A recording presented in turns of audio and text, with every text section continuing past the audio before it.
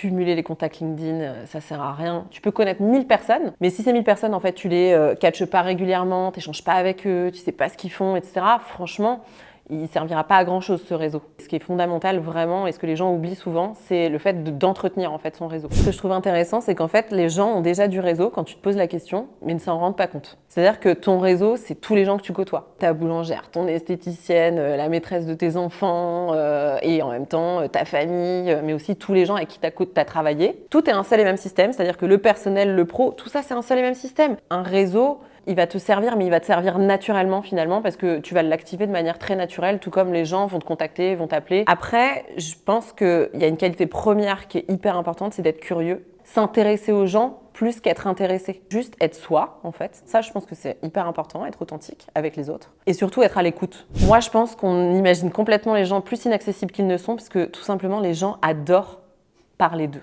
Et d'aller demander un service, si tu vas chercher l'expertise de quelqu'un, demander des conseils, etc., on oublie souvent que les gens aiment naturellement rendre des services. Finalement, l'être humain peut être sympa. Hein. On l'oublie parfois. Je pense que c'est ça aussi qu'on oublie dans les relations. Au pire, la personne ne te répond pas. Ou elle te dit non. Développer sa qualité relationnelle, c'est des soft skills qui sont, franchement, qui font vraiment la différence aujourd'hui.